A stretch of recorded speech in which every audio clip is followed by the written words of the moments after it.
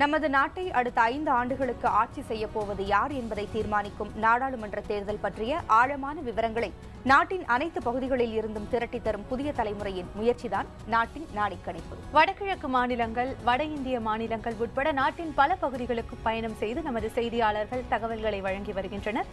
இதன் தொடர்ச்சியாக இன்று நாம் பார்க்க இருப்பது கோவா மாநிலத்தின் அரசியல் நிலவரம். விறுவிறுப்படைந்து வரும் நாடாளுமன்ற தேர்தல் பற்றி செய்திகளை களத்தில் இருந்தபடியே வழங்குவதற்காக நாட்டின் மூலை முடுக்கிலெல்லாம் பயணம் செய்து வருகின்றனர் புதிய தலைமுறை செய்திக்குழுவினர். இதன் ஒரு பகுதியாக நமது செய்தியாளர் கணேஷ் தற்போது கள ஆய்வில் ஈடுபட்டிருப்பது இந்தியாவின் மேற்கு பகுதியில் அமைந்துள்ள கோவா மாநிலத்தில். சுற்றுலா பயணிகளின் சொர்க்கபுரியான கோவாவில் நிலவும் அரசியல் சூழலை புரிந்து கொள்வதற்காக அந்த மாநிலத்தின் பல்வேறு பகுதிகளுக்கும் பயணம் செய்திருக்கிறார் செய்தியாளர் கணேஷ். மாநில முதலமைச்சர், எதிர்க்கட்சியைச் சேர்ந்த மூத்த அரசியல்வாதிகள், சாதாரண குடிமக்கள், தமிழர்கள், பத்திரிகையாளர்கள் உள்ளிட்ட பல்வேறு தரப்பினரையும் நேரடியாக சந்தித்து அவர்களின் மன ஓட்டத்தை அறிந்துள்ளார் கணேஷ். தேசிய அரசியலில் கோவாவின் முக்கியத்துவம் என்ன? சட்டப்பேரவை தேர்தலில் வெற்றி பெற்ற பாரதிய ஜனதா கட்சி நாடாளுமன்ற தேர்தலில் வாகை சூடுமா? இது போன்ற பல்வேறு கேள்விகளுக்கும் கோவாவில் இருந்து நமக்கு நேரடியாக பதில் தரப்போகிறார் செய்தியாளர் கணேஷ். சுற்றுலா பயணிகளின் சொர்க்கம் என்றழைக்கப்படும் கோவா மாநிலத்தை பற்றிய அறிமுகத்தை முதலில் பார்க்கலாம். இந்தியாவின் மேற்கு கடற்கரையோர பகுதியில் அமைந்துள்ள கோவா கடந்த காலங்களில் போர்த்துகீசியர்களின் ஆளுமையில் இருந்ததால் இங்கு வரும் சுற்றுலா பயணிகள் அதனை கட்டாயம் உணர்ந்து கொள்வார்கள். கலாச்சார பாரம்பரியத்தின் மீது மதிப்பும் மரியாதையும் கொண்டுள்ள கோவா மக்கள் அதற்கு சாட்சிகளாக போர்த்துகீசிய பாரம்பரியத்தை பறைசாற்றும் கட்டடங்களையும் அடையாள சின்னங்களையும் மிகுந்த கவனத்துடன் பராமரித்து வருகின்றனர். வடக்கில் மகாராஷ்டிராவையும், தெற்கில் கர்நாடகத்தையும், மேற்கில் அரபிக்கடலையும் எல்லைகளாக கொண்ட கோவா மாநிலத்தின் மொத்த பரப்பளவு சுமார் 3700 சதுர கிலோமீட்டர். 2011ஆம் ஆண்டு கணக்கெடுப்பின்படி இந்த மாநிலத்தில் 14,57,000க்கும் அதிகமானோர் வசிக்கின்றனர்.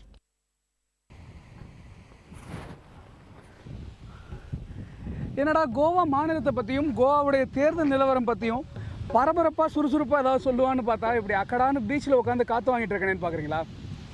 இந்த கோவா மாநிலத்தை பற்றி நான் எதை சொல்கிறதா இருந்தாலும் இந்த கடலுடைய பங்கு இல்லாமல் எதையுமே முழுமையாக சொல்லவே முடியாதுங்க. அந்த அளவுக்கு இந்த கடல் கோவாவோட கலந்துருக்கு. கோவானாலே கடல் தான்.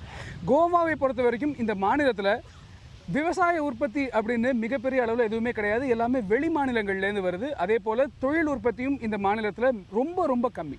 அது மட்டும் இல்லாமல் போர்ச்சுகீசியர்கள் விட்டுட்டு போன ஒரு சில எச்சங்கள் தவிர மிகப்பெரிய அளவிலான சுற்றுலா தலங்கள் அப்படின்னு எதுவுமே கிடையாது. ஆனாலும் வெளிநாட்டு சுற்றுலா பயணிகளுடைய வருகையில் கோவா தான் நாட்டிலேயே நம்பர் 1. அது மட்டும் இல்லாமல் தனிநபர் வருமானத்திலையும் இந்தியாவிலேயே நம்பர் 1 மாநிலம்ங்கிற பொருளாதார அந்தஸ்தும் கோவா கிட்ட இருக்குது. அதற்கு எல்லாத்திற்குமே மூலதனம் அப்படின்னா இந்த கடலும் கடலை தேடி வரக்கூடிய சுற்றுலா பயணிகளும் மட்டும்தான். இன்னும் சொல்லப்போனால் இந்த கடற்கரையில் அக்கடான்னு படுத்துக்கிட்டு மிதமான சூரிய வெப்பத்தில் ஓய்வெடுக்க முடியும் அப்படிங்கிற அந்த ஒரு ஃபீல்காக மட்டும்தான் கோவாவாக இருக்குது. கோவாவின் தலைநகரமாக பனாஜி விளங்குகின்றது. அம்மாநிலத்தின் மிகப்பெரிய நகரமாக வாஸ்கோடகாமா திகழ்கிறது.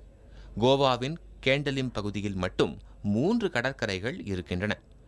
இந்த 3லும் நீர் விளையாட்டுகளில் ஈடுபட்டு சுற்றுலா பயணிகள் பொழுதை கழிப்பது வழக்கம். கோவாவின் மற்ற பகுதிகளோடு ஒப்பிடும்போது தெற்கு கோவா பரபரப்பில்லாத வாழ்க்கை முறையை கொண்டுள்ளது. இங்கு புகழ்பெற்ற தேவாலயங்களும் ஆர்ப்பாட்டமில்லாத மிகவும் அமைதியான கடற்கரைகளும் உள்ளன. பிரசித்தி பெற்ற கோல்வா கடற்கரையும் இங்குதான் உள்ளது. மாலை நேரம் முழுவதுமாக கேளிக்கை விரும்பிகளின் சொர்க்கமாக கோவா திகழ்கிறது. ஆசிய அளவில் சீன தலைநகர் பெய்ஜிங்கிற்கு அடுத்தபடியாக இரவு முழுவதும் கேளிக்கைகள் நடைபெறும் நகரமாக கோவா கருதப்படுகிறது. ஆண்டின் 365 நாட்களும் இங்கு கொண்டாட்டங்கள் நடைபெறும். மக்கள் தொகை குறைவாக உள்ள மாநிலங்கள் பட்டியலில் 4ஆம் இடத்தில் இருக்கும் கோவாவில் 40 சட்டமன்ற தொகுதிகளும் 2 மக்களவை தொகுதிகளும் உள்ளன. இந்திய கலாச்சாரத்தின் நுழைவாயில் என்று அழைக்கப்படுகிறது கோவா. இது ஏன் இப்படி அழைக்கப்படுகிறது என்பது பற்றி செய்தியாளர் கணேஷ் தரும் தகவல்களை கேட்போம். இந்தியாவுடைய மற்ற மாநிலங்களின் கலாச்சாரங்கள்ல இருந்து மாறுபட்ட ஒரு கலாச்சாரத்தையும் தோற்றத்தையும் கொண்ட ஒரு மாநிலம் கோவா. எந்த விதத்துல அப்படின்னு சொன்னா, புதிய மாற்று கலாச்சாரங்களுடைய கருவறை அப்படின்னு கோவா மாநிலத்தை சொல்லலாம். அது மிகைப்படுத்தப்பட்ட ஒரு வார்த்தை கிடையாது. ஏன்னா 1960களில் ஹிப்பி கலாச்சாரம் இந்தியாவிற்குள் நுழைந்ததாக ஆகட்டும், அதே போல பார்ட்டி கலாச்சாரம், பார்ட்டி கல்ச்சர் அப்படின்னு சொல்லப்படுற அந்த வெஸ்டர்ன் கல்ச்சர் இங்கே வந்ததாக இருக்கட்டும், மேற்கத்திய நாடுகளில் இருந்து முதல்ல உள்ளே இங்கு பிரபலமடைந்து இந்தியா முழுவதும் அது பரவி இருக்கிறது. ஆக மொத்தம் மாற்று கலாச்சாரங்களின் உறைவிடம். அது சரியான கலாச்சாரமா இல்ல தவறா அப்படிங்கிற விவாதம் வேறு பக்கமாக இருந்தாலும் கூட கோவா தான் கால் பதிக்கும் புதிய கலாச்சாரங்களின் ஆரம்ப புள்ளியாக இருக்கிறது. கிபி 3ஆம் நூற்றாண்டில் இங்கு வந்த ஜப்பானிய வரலாற்று ஆசிரியர்கள் கூட கோவாவை பற்றி அபராந்தா அப்படிங்கிற ஒரு பேர்ல கோவா மாநிலத்தை பற்றி குறிப்பிட்டிருக்கிறாங்க. அது மட்டும் இல்லாம மகாபாரத கதைகளில் கூட கோவரஷ்டிரா, அதாவது மாட்டு தொழுவங்களை அதிகம் கொண்ட நாடு அப்படிங்கிற பேர்ல இந்த மாநிலத்தை குறிப்பிட்டிருக்கிறாங்க. அந்த விதத்தில் அந்த காலங்களில் இருந்தே கலாச்சாரங்களின் ஒரு துவக்க புள்ளியாக கோவா இருந்திருக்கிறது. அது மட்டும் இல்ல, தற்போது கூட சுற்றுலா பயணிகள் தான் இந்த மாநிலத்திற்கு அதிகமான வருவாயை ஈட்டி கொடுத்திருக்கிறார்கள். அது மட்டும் இல்லாமல் ஒட்டுமொத்தமாக இந்தியாவிற்கு வரக்கூடிய வெளிநாட்டு சுற்றுலா பயணிகள் 20% கோவாவை நோக்கித்தான் வந்து கொண்டிருக்கிறார்கள். இங்க சுற்றுலா தலங்கள் அப்படின்னு பார்த்தா கடற்கரைகள் தான் முக்கியமான விஷயம். அது மட்டும் இல்லாம அகுடா சிறை, அதே போல அகுடா கோட்டை, நான் நின்று கொண்டிருக்கக்கூடிய இந்த செயின்ட் சேவியர் அவர்களின் செயின்ட் சேவியர் என்று சொல்லப்படுகிற ஒரு புனிதரின் உடல் வைக்கப்பட்டிருக்கிற பாம் ஜீசஸ் சர்ச் ஆகியவை மிக முக்கியமான ஒரு இடங்களாக சொல்லலாம். செயின்ட் சேவியரை பொறுத்தவரையில் சிலுவை போர் காலகட்டத்தில் கிறிஸ்தவ மதத்தை காப்பாற்றுவதற்காக சொசைட்டி ஆஃப் ஜீசஸ் தொடங்கிய புனிதர்களில் மிக முக்கியமானவராக இருப்பதால உலக கிறிஸ்தவர்களுக்கு முக்கியமான ஒரு புனித தலமாகவும் இந்த பாம் ஜீசஸ் சர்ச் இருக்கிறது. இது போன்ற பல்வேறு விஷயங்களின் மூலமாக வேற்றுமையில் ஒற்றுமை காண்போம் அப்படிங்கிற இந்தியாவின் கலாச்சார புரிதலுக்கு ஒரு மிகச்சிறந்த ஒரு உதாரணமாக கோவா இருக்கிறது. கோவாவில் இருந்து ஒளிப்பதிவாளர் ஜஸ்டின் மற்றும் உதவியாளர் தீபக்குடன் கணேஷ்.